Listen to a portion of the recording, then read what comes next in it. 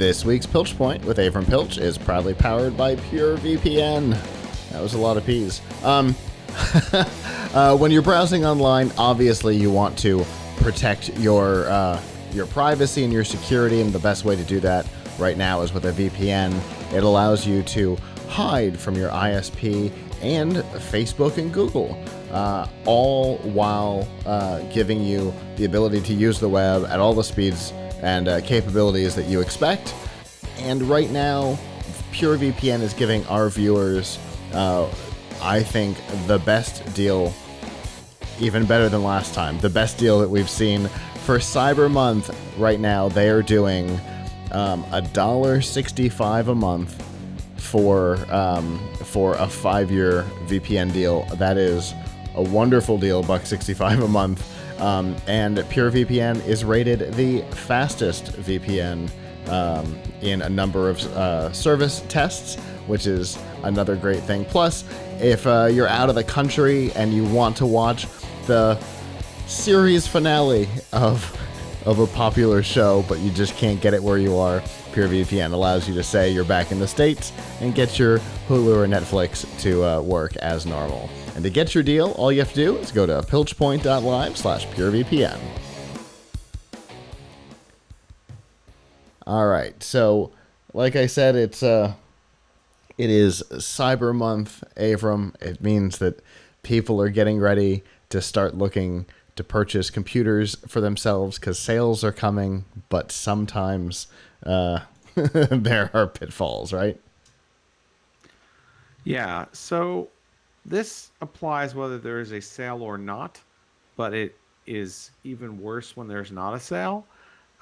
So a few weeks ago, we recently reviewed the Surface Laptop 3, and anyone who's gone online and pondered whether to purchase a Surface of any kind, a Surface Laptop 3, a Surface Pro 7, a Surface Pro X, you will notice that you are charged a ton for getting a larger SSD or more RAM. But it's not only Microsoft that does this, but Microsoft's a pretty bad offender. For example, the base model Surface Laptop 3 13-inch is $999, and it comes with a Core i5 processor, 8 gigs of RAM, and 128 gigabyte SSD. A 128 gigabyte SSD in 2019. You can't, that's so tiny. And then you say, okay, well, what if I wanted it a little bit bigger? The next step up after that is to spend $300 more, go to $1,299 just to get it with a 256 gigabyte SSD. So you're spending $300 for 128 gigabytes of extra storage. No other difference in the model. But they're not alone.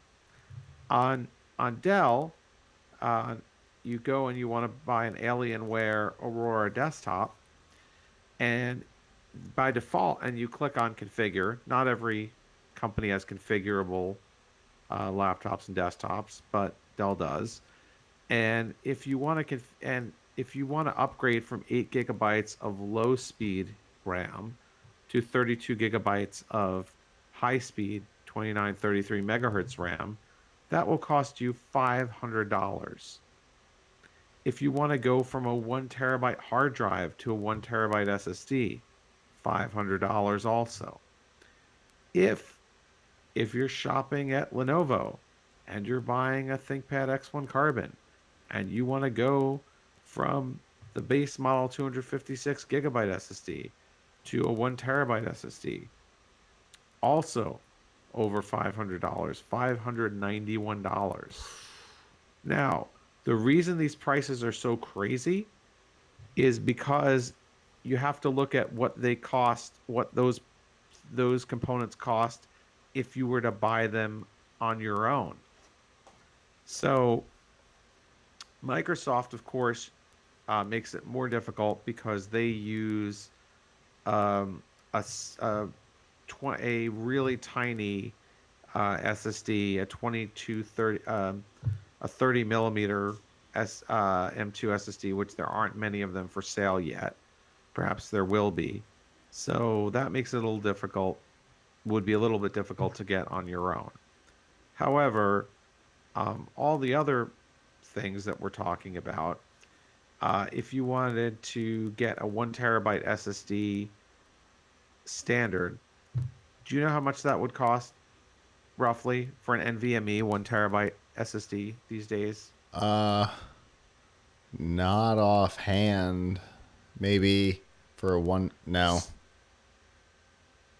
no, not offhand. Okay. So for a good one, like the ADATA XPG 8200 Pro, our top pick at Tom's Hardware, that's about $127.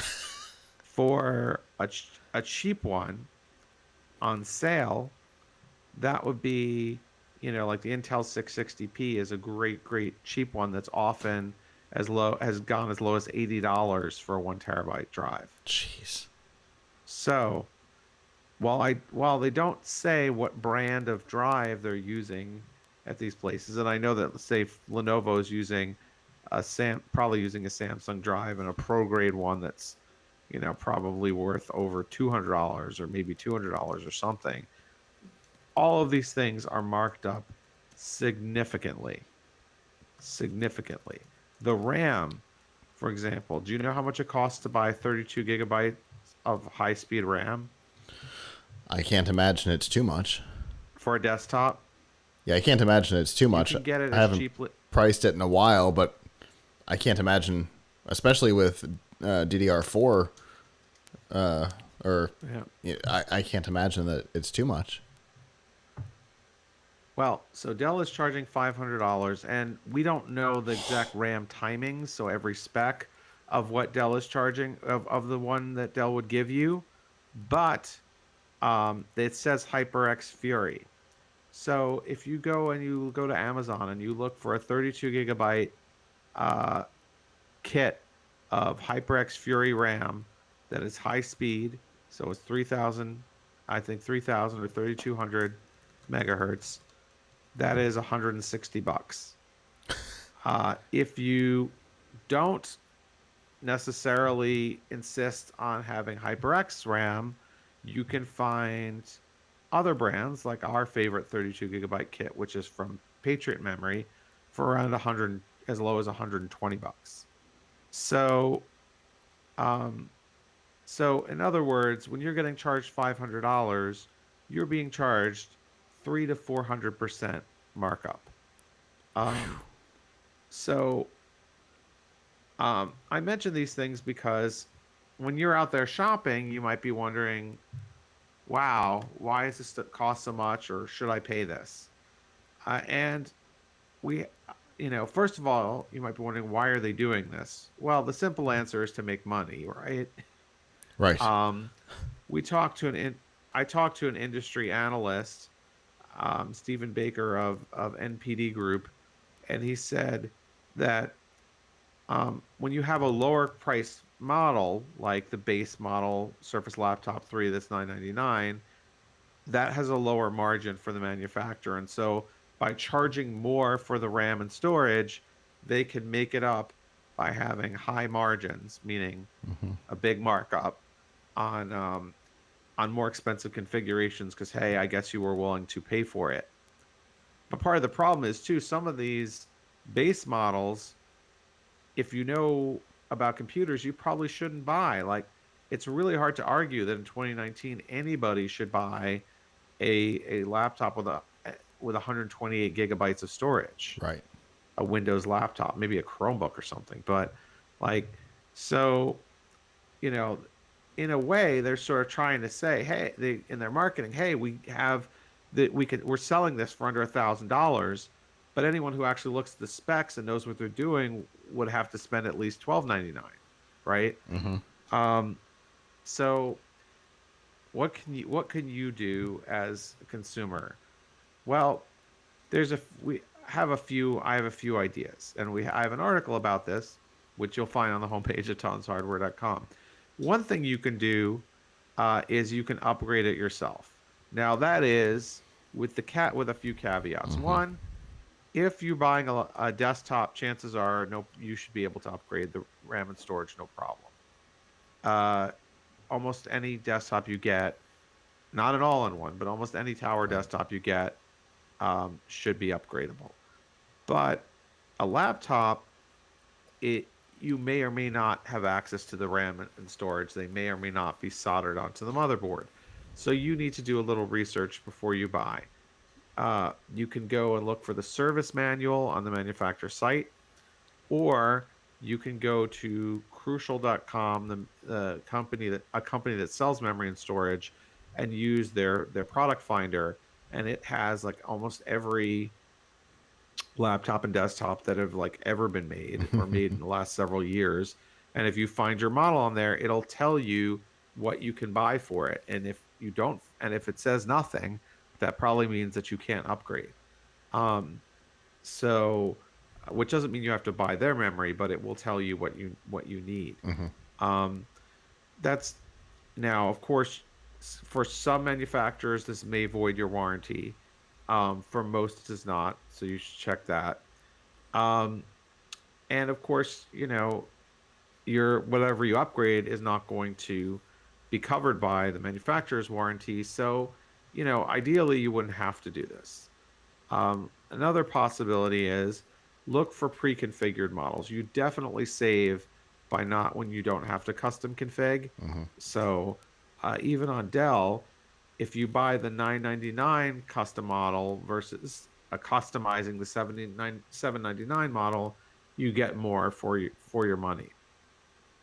Also, you can also look for companies that sell just a cheaper product, a cheaper competing product with a better config.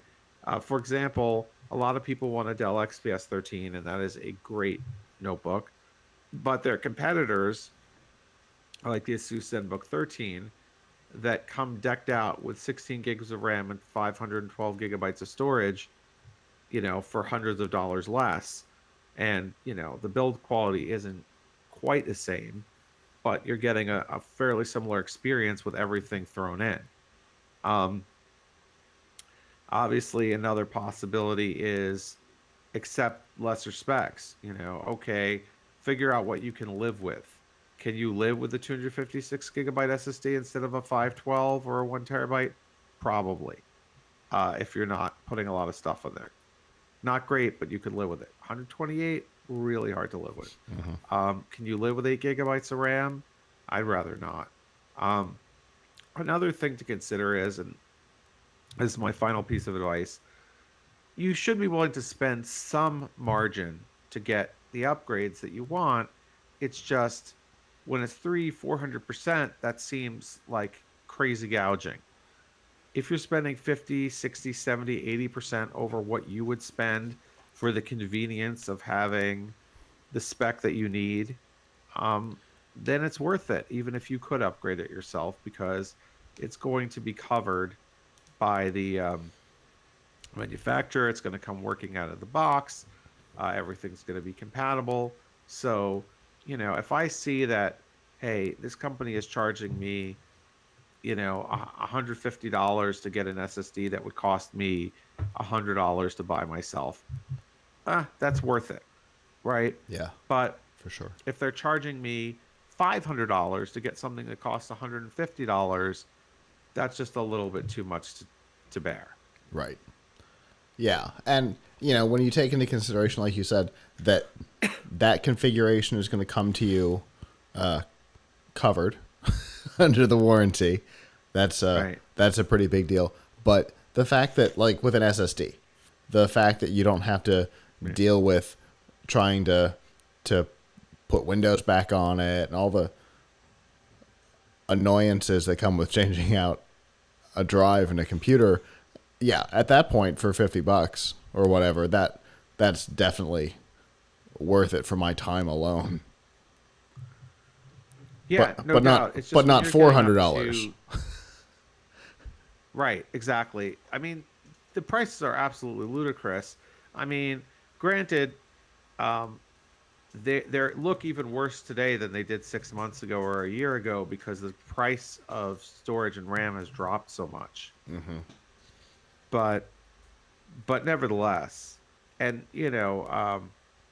one of my coworkers likes to point out that maybe these companies bought a boatload of SSDs before the prices dropped, and so it's not as much of a markup to them. But it's still, no matter what the story is, no matter what the reasoning is, like you're getting charged way too much for that stuff. And ironically, it's not necessarily the case when you upgrade, when you configure with a better graphics card or a better CPU.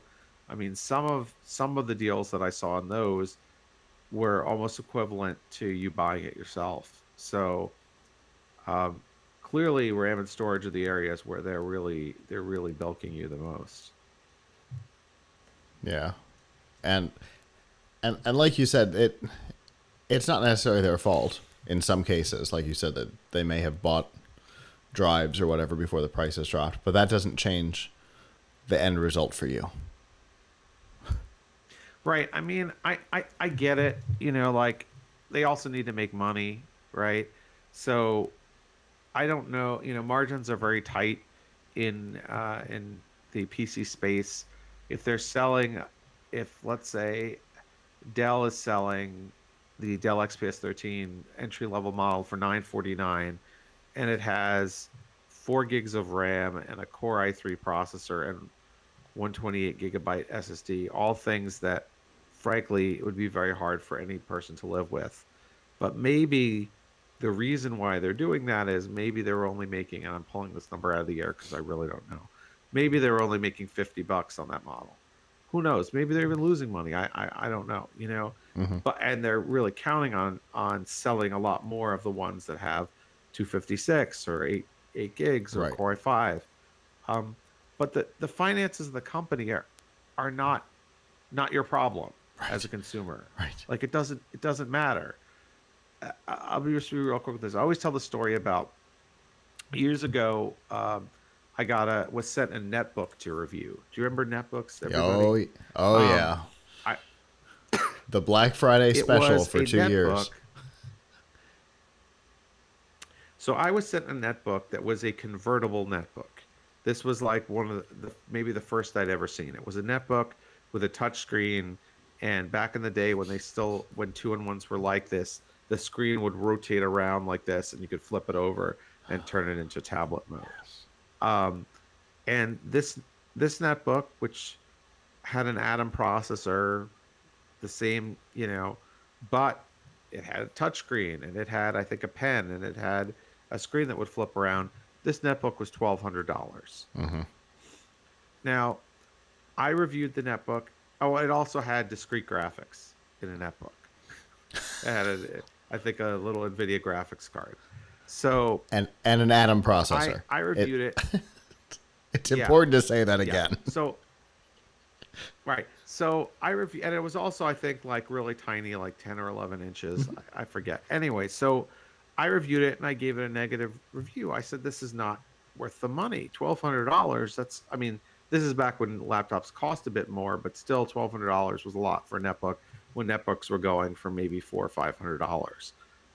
And today you wouldn't pay that. But anyway, someone from the company called me up and was very upset and said, $1,200, you said this is overpriced, but do you know how much it costs us to buy that touch screen and to buy that discrete graphics card? Those are expensive components. This costs a lot to make. And my response to them was, being a consumer is not, buying a laptop is not a charity. It doesn't matter how much it costs you to make it. It matters how much it's worth to me.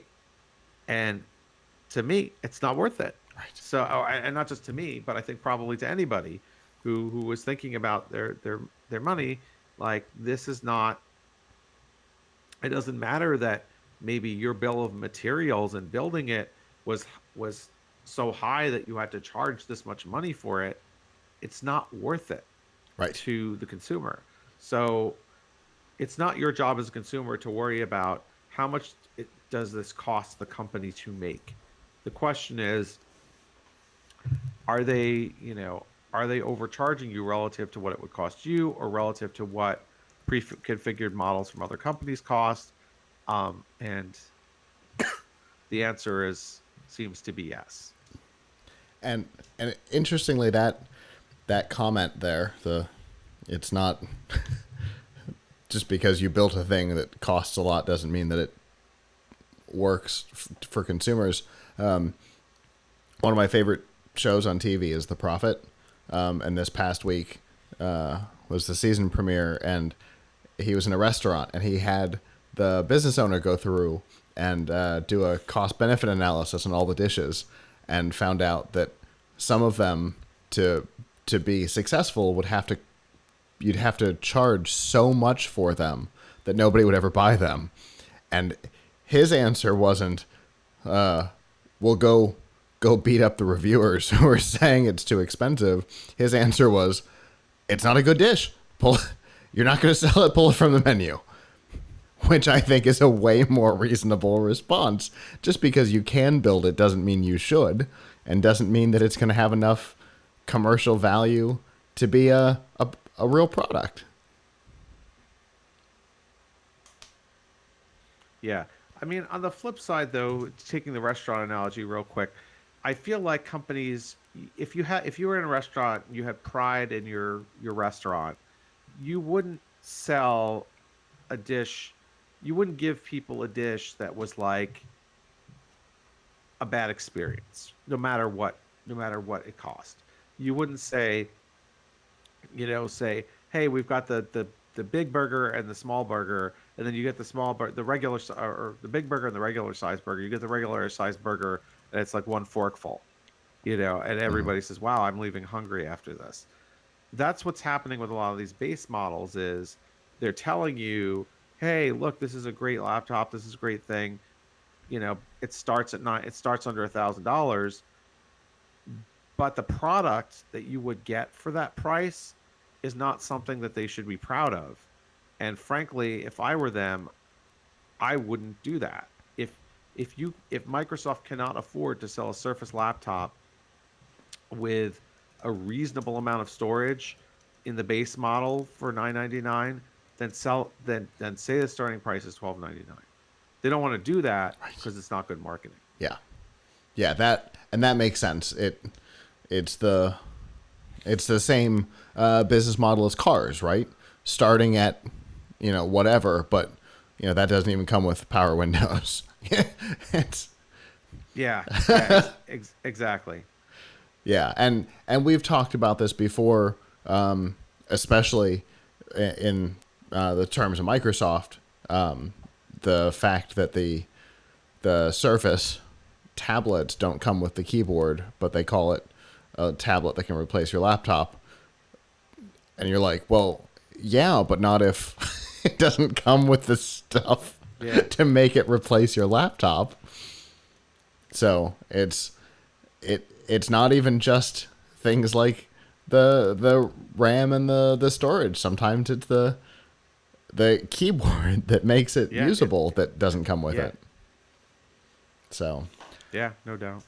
Well, obviously this is like I said at the beginning, a good topic going into the buying season, because this is when a lot of people go looking for new computers, and not being taken advantage of, or at least going in knowing what to expect is important.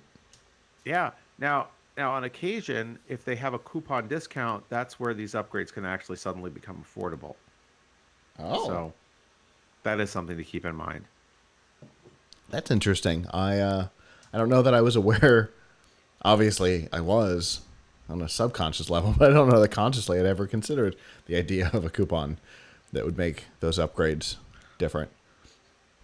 Well, if it happens, and I've definitely seen this on Lenovo.com, where they'll have a coupon that's like 20% off or 30% off, and it's not just off of the pre-configured. It's if you configure it, so those upgrades can suddenly become very affordable. But you just gotta watch out. Makes sense. Well, always appreciated, Avram, especially especially this time of year. And I always look forward to what we'll talk about next.